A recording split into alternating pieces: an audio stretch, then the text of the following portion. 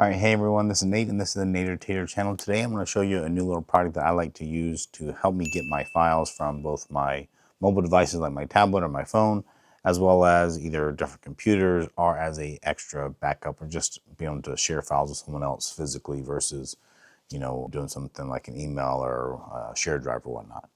So what this is from TerraMaster, and this is their D1 SSD enclosure. And this one I think starts as low as like 40 bucks. So it's not too expensive, but they do make bigger, faster ones that can go up to a couple $100 depending on your needs. But I'm gonna show you this one first. This one's really designed to be super easy, plug and play. I've already opened up the box actually. And this is the little case that it comes in. And in here, what you can see, you get the enclosure itself, which is all aluminum, which is really nice. And that means that there's no fan, there's no moving parts in here at all. And that's really good because this is going to be a robust little device here that, unlike if a hard drive or even like a little flash drive, like a USB stick, I've had those break over time because they're throwing them in my book bag or whatnot. They can't handle that kind of abuse. And then the other thing, of course, is you're dealing with something that's really not made to be used all the time, every day, whereas this one is, because what this uses is a standard NVMe SSD inside of it. So they even come with a screwdriver here, and what I can do is unscrew this little case and then pop it open here, and then I pop it open here. What you see, you get two halves of the case. Now I do not have my little NVMe in there, but this is a M.2 slot, so fairly standard. Now I think they come up to about 8 terabytes. This one I got is a 1 terabyte. This is a Samsung 990 EVO Plus. I will put a link to this as well as the TerraMaster down in the video description in the first comment, so you have easy access to it. So what this M.2 little SSD is this little guy. So this is obviously bigger than a standard flash drive and definitely bigger than a little micro SD card, which I have those for my cameras and stuff, but they're such a pain to get out. They're so tiny nowadays. It's actually nice having something a little bit bigger. This is still very much able to go fit in your pocket, but the installation is straightforward. You just take your NVMe little card here, we slide it in there. It's going to be at about a 30-degree angle is what it wants to pop up at. But then we just take the screw, all the stuff's included. The only thing you need to buy in addition to the enclosure is the actual SSD here. So once you get that, you can tighten it down. Now they do make a comment there that you do want to pay attention to what you use. So I actually had this in a NAS device prior, and so it had already been initialized.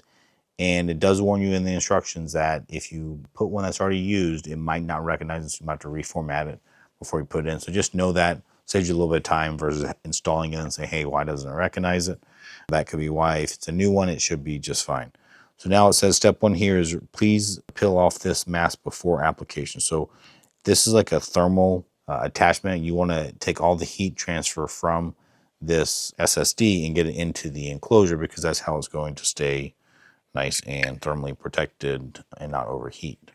So I just slide this in, and then I take my screwdriver and screw it back together, and that is the extent of the installation. So it is very easy to do, and then of course you can unscrew this at any point in time and service it as needed, although it should be fine because there's no moving parts. There's nothing really to break on it. So put this in, and then I can plug this into my tablet, and they have a free app, so I'll show you that, and then that helps you with backing up your files or backing up your photos. That kind of an automatic little backup feature on there.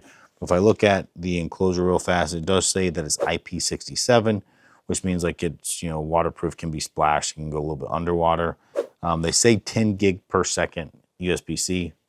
That's kind of true. You're going to be limited by the SSD before that, probably around a gig per second. And in reality, for me, like if I'm taking it from a hard drive on my computer, that hard drive speed is going to be my limitation, not this SSD enclosure. So realistic best case speeds that you could expect out of this one is probably 1 gig per second, which is pretty fast still. Now, of course, this will work with Android, it will work with Apple devices, it will work with Mac computers, it will work with Windows computer, Linux. So it should be universal. There are no drivers or anything you need to install. If you want to just plug it into your computer, it will just plug in and work. And I guess that's actually true for the tablet as well, but they do have a little app that helps you make the backup stuff a little bit easier. All right, so I'm just going to take this USB and plug it into my tablet here at the bottom. Actually, the first time I installed it, I did not clip that NVMe all the way in, so you do want to make sure that it clips in and you hear a little snap, because that's going to be a common mistake, that if you plug it in and then nothing was found, check that first. That's the easiest thing to check before you go and like reformat it or take it out and put it something else. So what I have here on my Android tablet is the TAS Mobile App. Now you don't have to use this, but this is something that you can use. There you go, recognize it. Now it's actually asking me if I want to open this device in a file manager. That's what I'm saying. You don't need to have the TAS Mobile App, but I am going to show you that instead of this other third-party folder structure viewer. And so what you see here is there's a backup. Now up here you can change these settings. This is where you can pick what you want to back up and where to. So for me, for example, I can pick, I just picked the screen recordings one. So you can pick other folders as well. I think the default one is like the camera folder.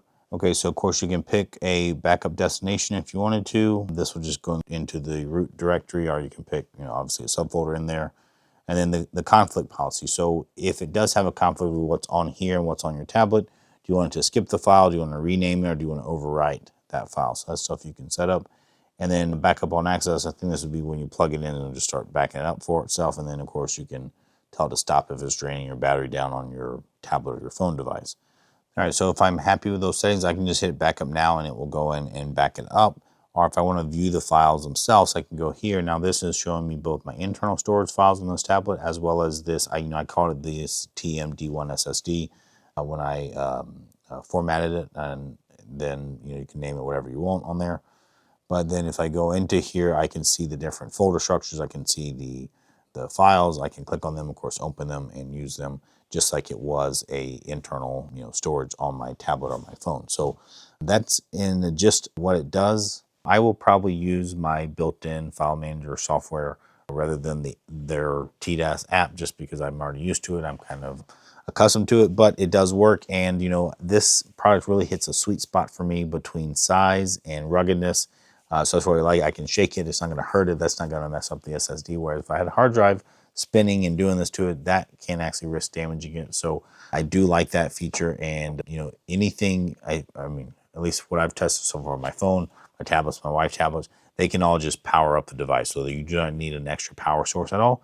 You could be completely mobile and just use this as it is, and then I can plug it into my computer and I can transfer all the files super quick and easily. So I really like it, and I'm actually going to use it even on my security camera setup, because my security camera setup allows me to hook in an external hard drive and then back up or archive files. And I didn't really have a great way to do that before. So now I have a quick and easy way to do that, and this will work well. So if you have any questions about the product or how it's working, do put a comment down below in YouTube, and then also consider hitting that like button on your screen, and then consider subscribing to my channel to see more stuff like this. So thanks for tuning in, and we will see you next time.